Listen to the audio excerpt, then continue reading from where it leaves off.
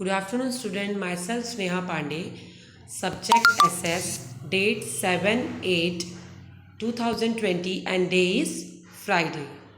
Chapter number 6. Administrative System and Architecture during the Medieval Age. Students, how the administrative system and architecture run during the medieval age. The whole chapter is about this. Okay, so let's start the chapter. Kazam Mihil Lok Dairo, a group of folk singers were organized in the village square. Means एक group singers होते हैं, वो उनको उनको एक चौक means चौक पे बैठ के हर मतलब नाइट में वो लोग और पूरा विलेज के सारे लोग वहाँ पे आते हैं और नाइट में वहाँ पे वो लोग सिंग मतलब गाने सॉन्ग्स गाते हैं. छोटे बच्चे जो हैं वो आगे की फ्रंट रो में बैठ जाते हैं. Patriotic song they are also being sung at the lok dayro. Patriotic song भी गाए जाते हैं along with folk songs. Folk songs यानी क्या होता है बेटा, जैसे रिलीजन अपने जो कास्ट वाइज सॉन्ग्स होते हैं ना उनको फोक सॉन्ग कहा जाता है. पैट्रियोटिक सॉन्ग मीन्स देशभक्ति. ओके. उत्सव like the paliya recital song sung in honour of मैट्राइट्स. जो हमारे सोल्जर्स हैं उनके लिए भी सॉन्ग्स वगैरह, उनकी सम्मान के लिए भी सॉन्ग्स वगैरह गाए जाते हैं. The next day he asked his grandfather. और दूसरे दिन उसने अपने ग्रैंडफादर से पूछा व्हाट डज पालिया मीन. अब उसको ऐसा लगा कि पालिया का मतलब क्या है. His grandfather told him that a paliya is a memorial commemorating the heroes. Means paliya means एक यादगार कॉमोमोरेटिंग हीरोज़ है. It is a tribute to martyrs who have sacrificed their lives. Means जो ऐसे लोग जिसने अपनी जिंदगी देश के लिए कुर्बान कर दी है. By protecting and ensuring the welfare of the people. किस चीज़ के लिए, लोगों को सिक्योर करने के लिए, उनको प्रोटेक्ट करने के लिए और वेलफेयर अपनी उन्नति के, देश की उन्नति के लिए. These paliyas are worship during festivals and songs are sung as homage to this martyrs. This is the culture of our country. और ये जो पालियाँ हैं इनको फेस्टिवल के टाइम इनके सॉन्ग्स वगैरह गाए जाते हैं. और और ये हमारा जो है कल्चर है हमारी कंट्री का. ओके. उत्सव एंड हिज फ्रेंड. उत्सव और उसके दोस्त अपने दादाजी को रिक्वेस्ट करते हैं, grandfather please enlighten us about the culture of our country. हमारी जो कल्चर है हमारी कंट्री का उसके बारे में हमें कुछ बताइए. उसके दादाजी कहते हैं wait. He went in and come back with some pictures. वो जाते हैं अंदर और कुछ पिक्चर्स लेके आते हैं. ही देन आस्क्ड उत्सव. उसके बाद उत्सव से पूछते हैं can you see this temple in this picture. क्या आपको इस पिक्चर में ये टेम्पल दिखाई दे रहा है. It seems as if the stones have their own stories to narrate isn't it. इनके जो पत्थर हैं यही अपने बारे में कुछ न कुछ बता देंगे, कुछ कह रहे हैं. Today I shall tell you about the civilisation and culture of the Rajput age. आज मैं आप लोग को राजपूत एज के टाइम का सिविलाइजेशन और कल्चर के बारे में बताऊंगा. Okay, clear students. Next, administrative system during the Rajput age. अब administrative system during the Rajput age, उस टाइम किस तरह से एडमिनिस्ट्रेटिव सिस्टम यानी क्या स्टूडेंट, जैसे कि आप लोग ऑफिस हो, स्कूल हो या कोई भी डिपार्टमेंट हो, उसमें जो एडमिन डिपार्टमेंट है वो सारे स्कूल के रिलेटेड मीन्स फाइनेंशियल, किस तरह से फीस रिगार्डिंग, सैलरी रिगार्डिंग सब इंफॉर्मेशन उनके पास होती है. उस तरीके से ही राजपूत एज में भी एक एडमिनिस्ट्रेटिव सिस्टम था. During the Rajput era India was not ruled over by any one king. Rajput era means Rajput time कोई भी एक राजा जो रूल नहीं करता था. India was divided into big and small state. India जो है वो बड़े और स्मॉल स्टेट में डिवाइड कर दिया गया था. And the extent of each kingdom dependent on the Kings military prowess. और एक मतलब जो किंग है, राजा जो है वो क्या करते थे, एक दूसरे के मतलब प्राउडनेस, एक दूसरे के डिपेंड रह के आगे बढ़ाते थे. वो हमेशा किसी पे each dependent on the Kings military means kings military पे डिपेंड रहता था. You have been briefed about the Rajput kings and dynasty in the previous chapter. पहले वाले चैप्टर पे आपको पता चल गया होगा राजपूत किंग और उनकी डायनेस्टी के बारे में. अब इस चैप्टर में आप लोग पढ़ोगे administrative system, literature, architecture and external invasions during that time.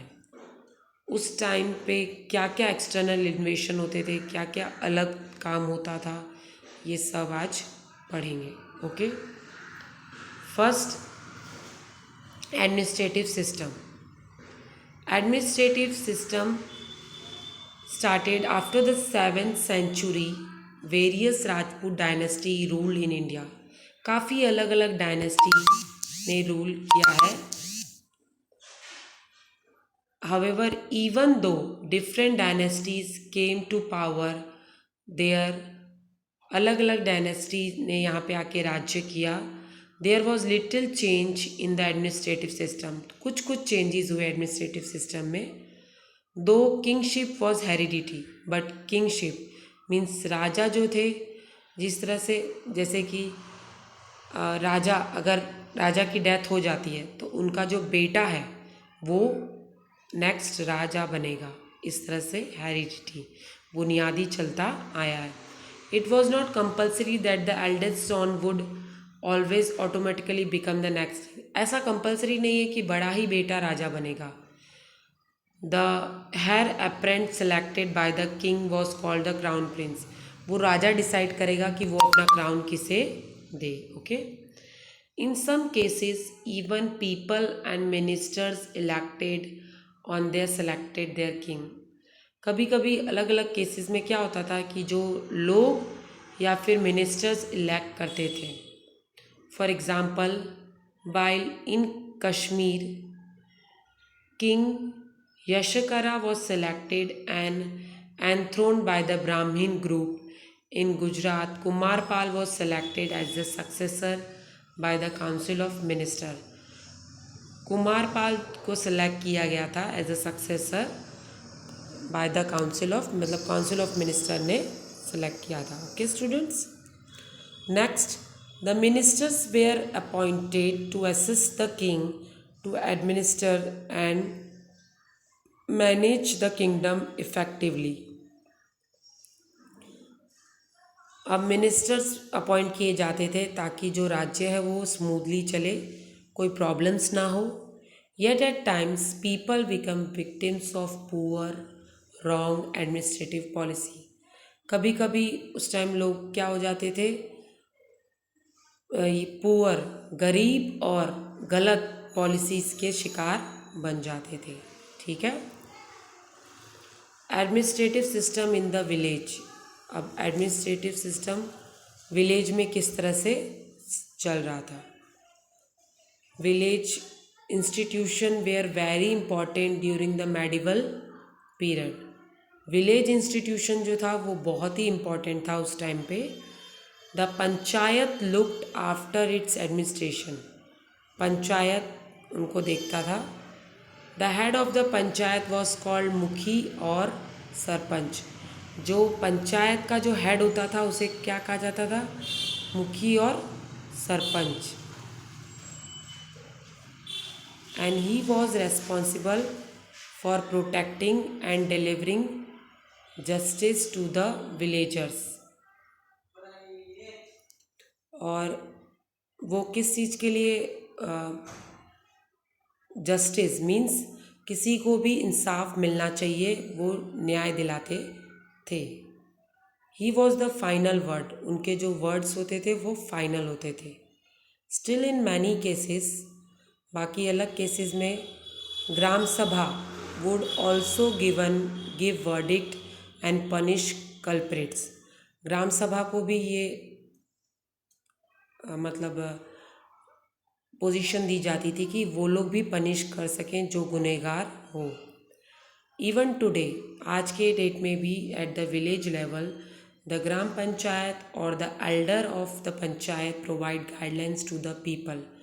आज की डेट में भी ग्राम पंचायत में जो एल्डर्स हैं, पंचायत के जो मेन मुखिया हैं, वही सबको गाइडलाइंस देते हैं कि किस तरह से आगे बढ़ा जाएगा, कौन किस तरह से वर्क होगा, क्या काम होगा, ये सब।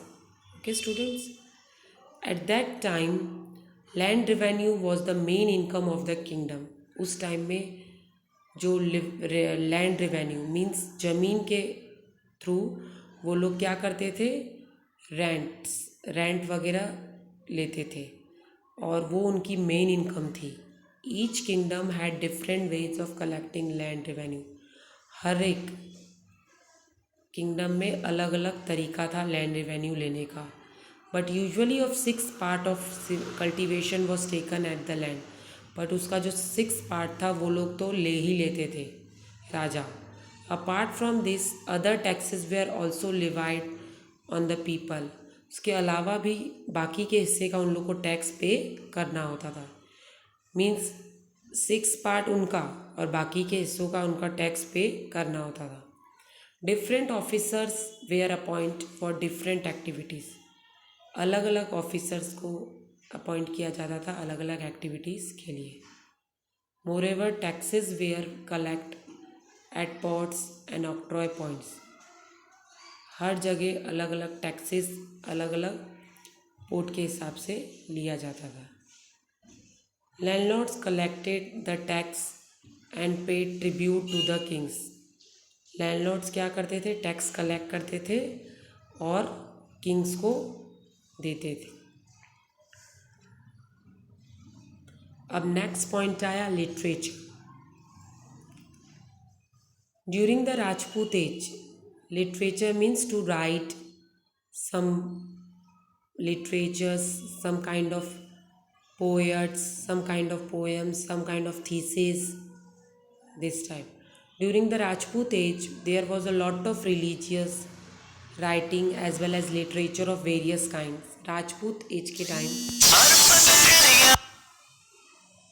राजपूत एज के टाइम काफ़ी रिलीजियस लिटरेचर वगैरह लिखे गए हैं। Scholars and educations receive great patronage from kings. Scholars वगैरह को काफ़ी इनसे एजुकेशंस वगैरह प्राप्त हुई है। Many literary works were compose in Sanskrit. काफ़ी लिटरेरी संस्कृत में भी लिखी गई है, उसमें Prakrit, Tamil, Kannada, Telugu etcetera. The great Sanskrit poet मार्क कंपोज द एपिक शिशुपालवध। सबसे बड़ा जो पोएट एपिक लिखा गया था वो है Shishupalvadh. The epic describe the killing of Shishupal by Shri Krishna. जो श्री कृष्ण शिशुपाल का वध किया था वही था उस टाइम पे। ओके स्टूडेंट्स, उसके बारे में ये पूरा एपिक लिखा गया है। Then even songs by Radha and other gopis sung in praise of lord Krishnas. काफ़ी सॉन्ग्स वगैरह जो राधा और गोपीज के बारे में गाए हैं वो भी इसमें डिस्क्राइब किए गए हैं। They are presented in a lyrical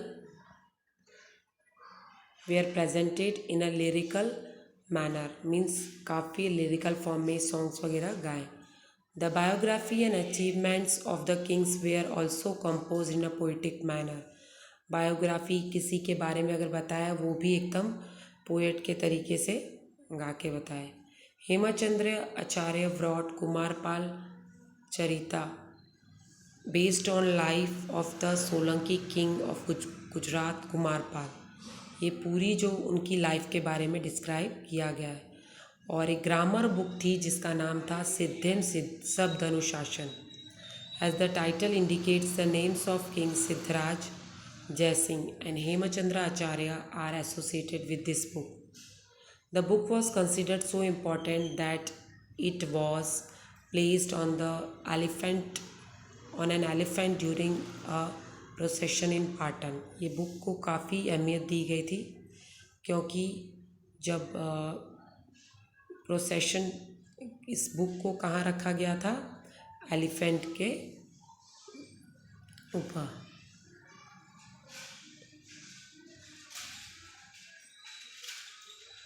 Not only poetry but plays were also written during that time.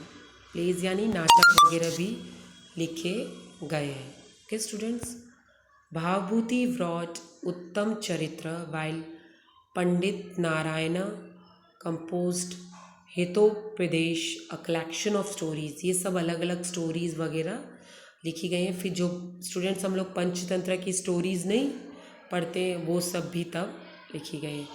Either your school or nearby library must be having books containing collection of stories or folk tales. परियों की stories होती थी ना, राजा रानी, ये सब की stories. Let us now do a reading activity. ये कुछ पोएट और ऑथर हैं, उनके वर्क हैं. ये भी पोएट और ऑथर हैं और कुछ वर्क हैं. ओके स्टूडेंट्स, अब आया आर्किटेक्चर. आर्किटेक्चर मीन्स नक्काशी. जो मंदिर हैं ये बनाए गए थे, किस तरह से उन्होंने आर्ट की गई थी. Among the various construction during the Rajput age, temple construction is noteworthy. उस टाइम टेम्पल वगैरह काफ़ी बने थे. The Rajput kings were fond of constructing grand and artistic building. उन लोग को काफ़ी शौक था बिल्डिंग वगैरह. The architecture and sculptures of that time is evident from the temple, fort, palaces, lakes etcetera. Architectures वगैरह जो थे उस टाइम के, वो टेम्पल, फोर्ट्स, प्लेसेस, लेक्स ये सब बनाते थे.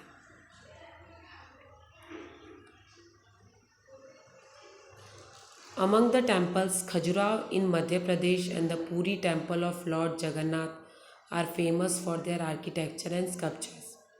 सभी टेम्पल्स में से खजुराहो टेम्पल जो एमपी में है और पूरी टेम्पल जो कि लॉर्ड जगन्नाथ, ये काफ़ी फेमस है.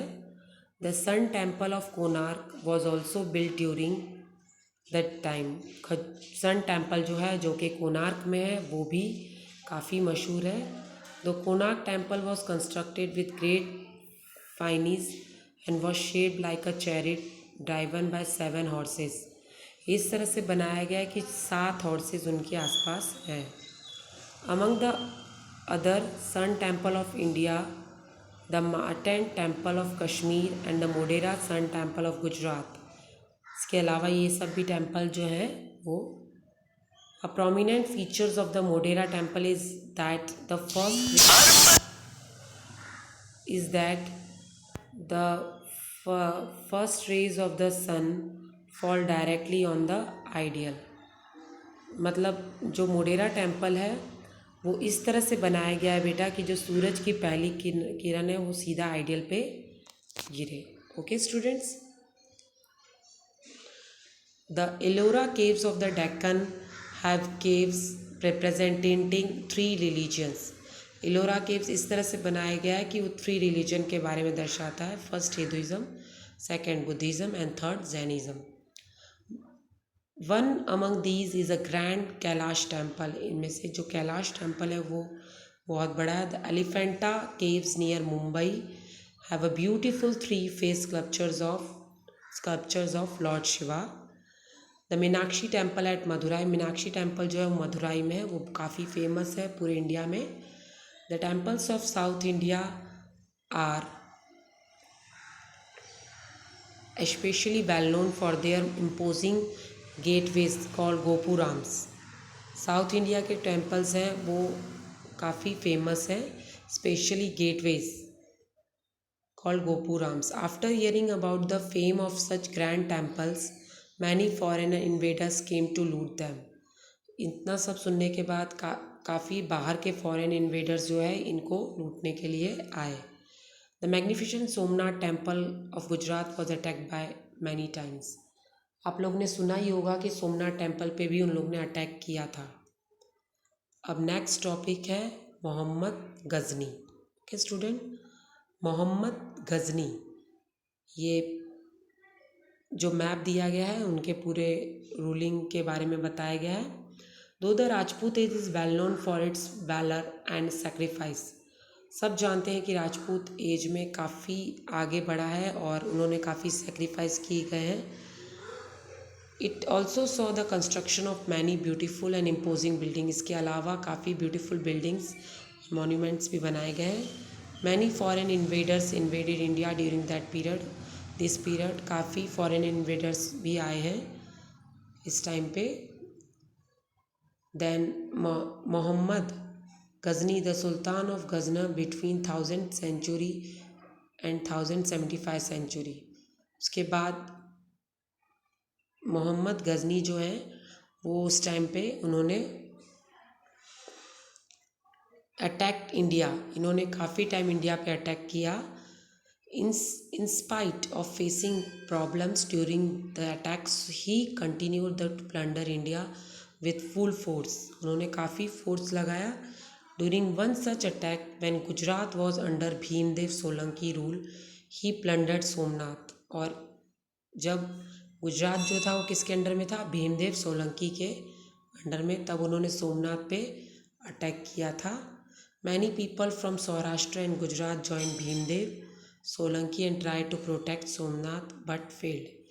काफ़ी लोगों ने उसको प्रोटेक्ट किया बट वो लोग असफल रहे। अब किस तरह से चेंजेस आए पावर में, उनकी ताकत में एट दिल्ली, वो पढ़ेंगे।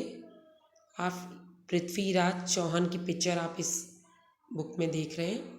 After the demise of Mohammed Ghazni, अब मोहम्मद गजनी के जाने के बाद the leaders of Ghazna started vying for the throne. However the Rajput king did not take advantage of this weakness. Rajput जो किंग्स थे वो उनकी कमजोरी का फ़ायदा नहीं उठा रहे थे। Meanwhile Shahabuddin Ghori establish strong rule in Ghazna and decided to attack India. उन्होंने क्या डिसाइड किया? हम इंडिया पे अटैक करेंगे। His intention was not to loot but establish his rule hair.